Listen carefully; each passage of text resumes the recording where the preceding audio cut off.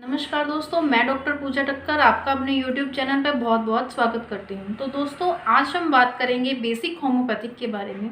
जिन लोगों को होम्योपैथिक में इंटरेस्ट है, जो लोग होम्योपैथिक में ज़्यादा इंटरेस्ट लेते हैं और एलोपैथिक छोड़ के होम्योपैथिक में आना चाहते हैं, तो उनके लिए ये बहुत अच्छा इंटरेस्टेड वीडियो है। तो दोस्तों, मेरा वीडियो पूरा ज़रूर देखिएगा। तो चलिए दोस्तों, शुरू करते हैं।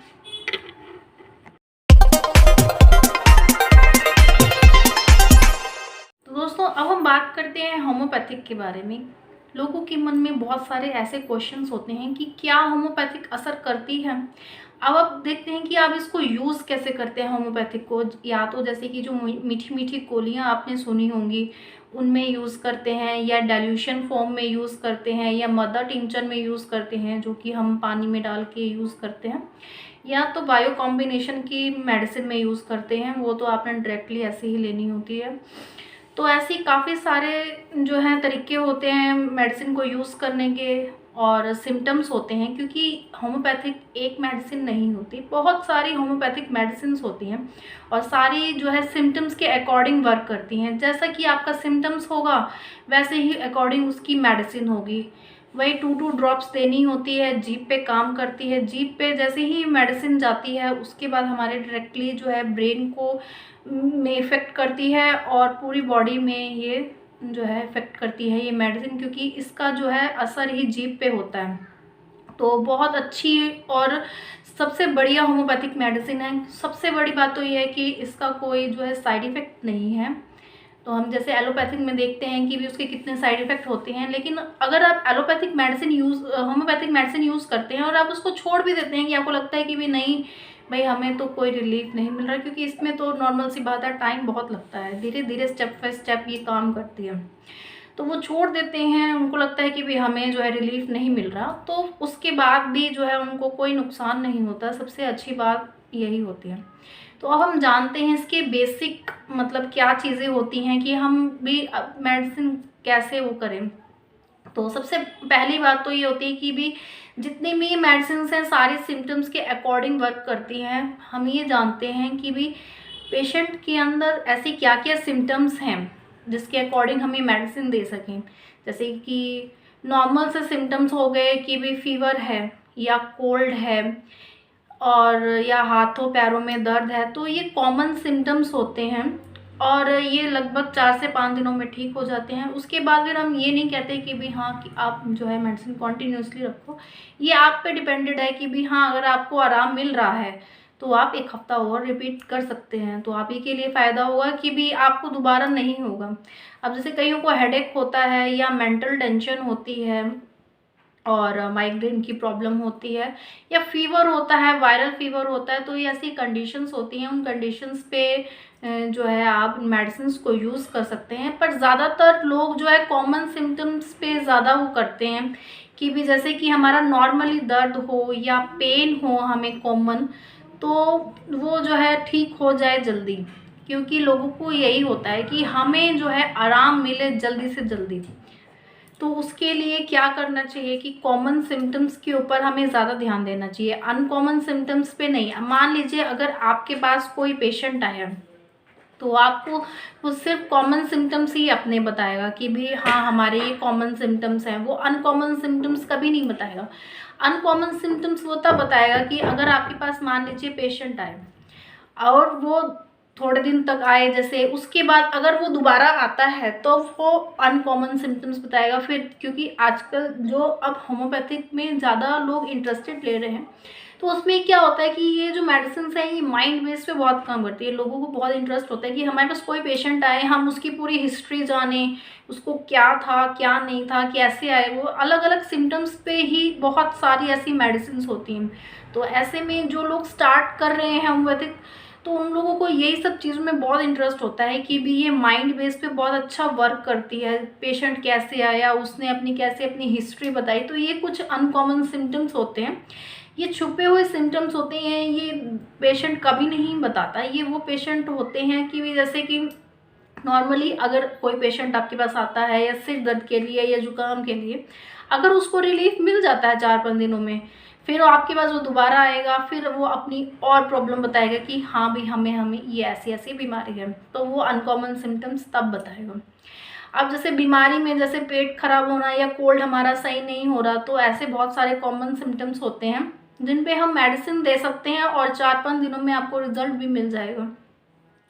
जैसे कि जो काल मेघ है, बहुत अच्छी मेडिसिन है, वो लीवर पे बहुत अच्छा वर्क करती है। मलेरिया के लिए भी बहुत अच्छी मेडिसिन है। या एकोनाइट है जो है कोल्ड के लिए बहुत अच्छी मेडिसिन है। एलियम सीपा है, जिनको जो है छींकें बहुत ज़्यादा आती हैं, नाक जो है पानी की तरफ रहता है, उसके लिए बहुत अच्छी मेडिसिन है। या कोई भी मेंटल सिम्टम्स हम दे कर सकते हैं, तो ये बहुत अच्छा वर्क करती है। तो दोस्तों ऐसी बहुत सारी मेडिसिन्स होती हैं जो कि सिम्टम्स के अकॉर्डिंग काम करती हैं। जैसे कि आपके सिम्टम्स होंगे उसके बेस के अकॉर्डिंग ये काम करेंगी। लेकिन अगर आप जो है होम्योपैथिक में स्टूडेंट हैं और अगर आप सीखना चाहते हैं, तो आप खाली बेसिक सिम्टम्स की आपको मेन जानकारी होनी चाहिए।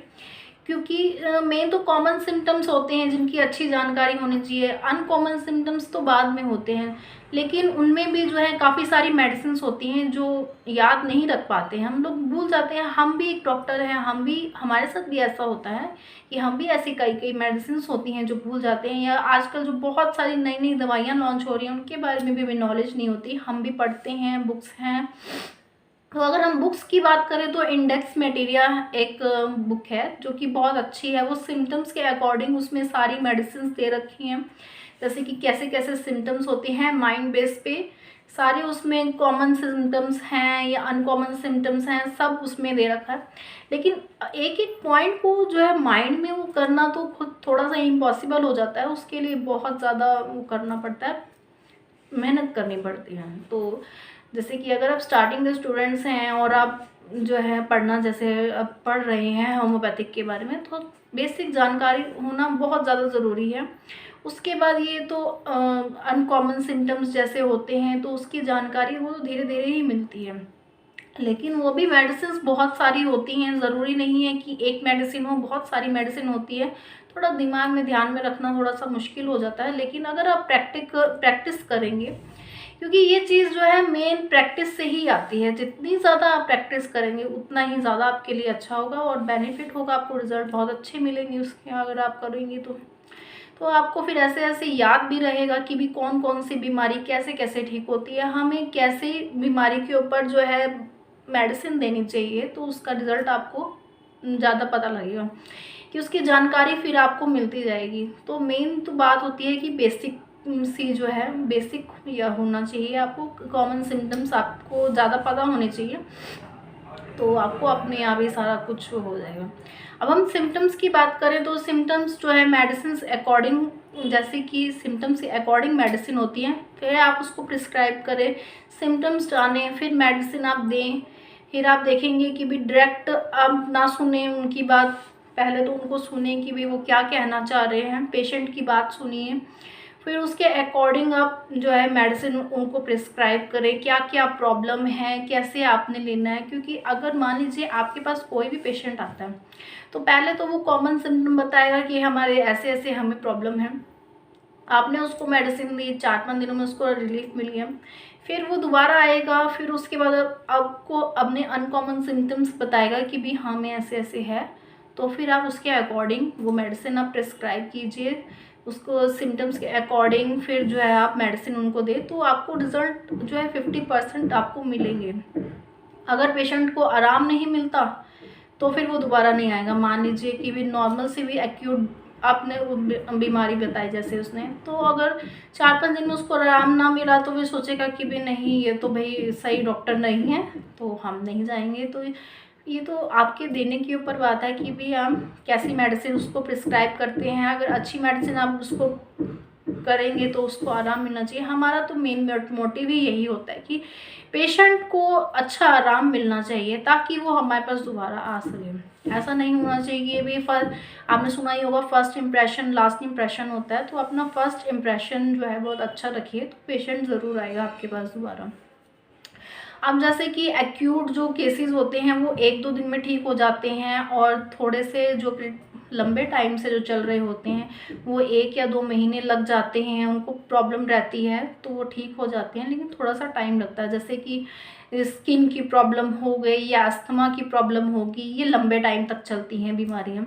और डायबिटीज़ की होगी, एक्जिमा की होगी, तो ये जो बीमारियां हैं ये काफ़ी लंबे टाइम तक जैसे चलती हैं, तो धीरे धीरे ही उसमें रिलीफ मिलता है। हम ये कहेंगे कि एकदम से रिलीफ मिल जाए तो ऐसा नहीं हो सकता।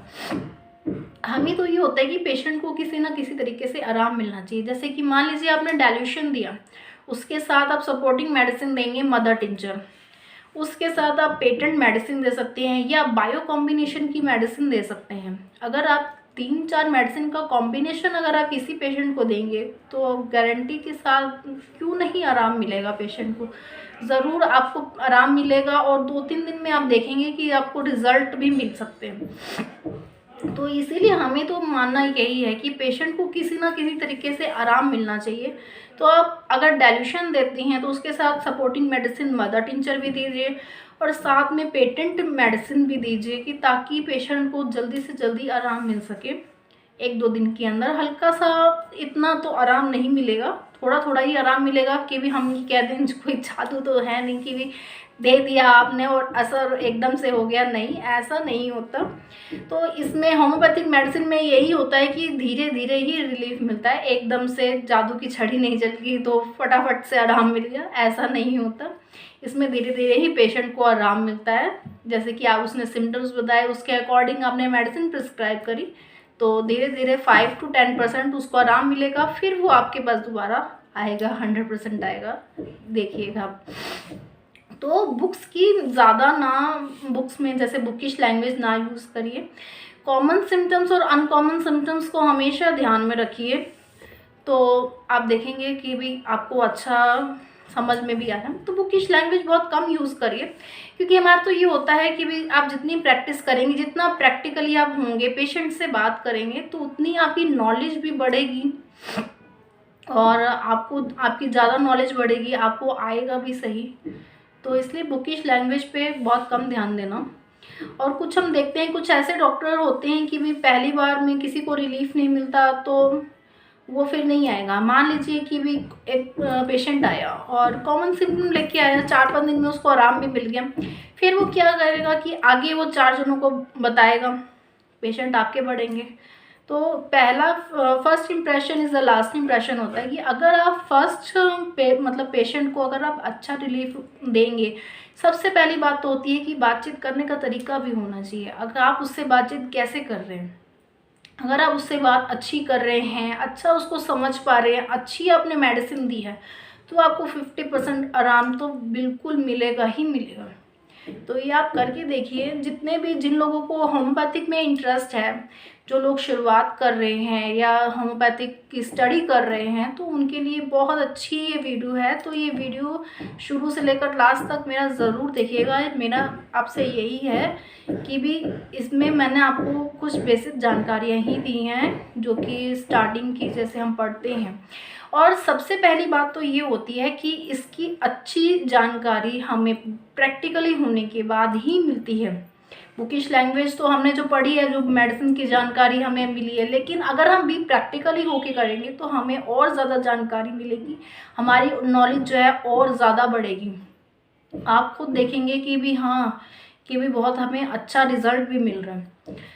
तो इसीलिए प्रैक्टिकली होके अगर आप पेशेंट से बात करेंगे तो हमारी नॉलेज और ज़्यादा बढ़ेगी, दवाइयों के बारे में हमें और ज़्यादा नॉलेज पता लगेगी। कितनी सारी और मेडिसिन जो है लॉन्च होती हैं, हमें भी नहीं पता होता, हम भी खुद भी पढ़ते हैं, प्रैक्टिकली हम भी पेशेंट से बातचीत करते हैं, हमें भी पता लगता है। तो ऐसे ही प्रैक्टिकली होके जितनी प्रैक्टिस आप करेंगे तो उतना आपके लिए बहुत अच्छा होगा।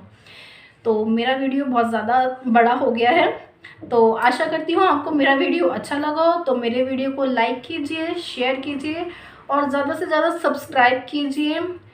तो मिलते हैं ऐसे ही अच्छी इन्फॉर्मेटिव वीडियोस के साथ। तो नमस्कार दोस्तों।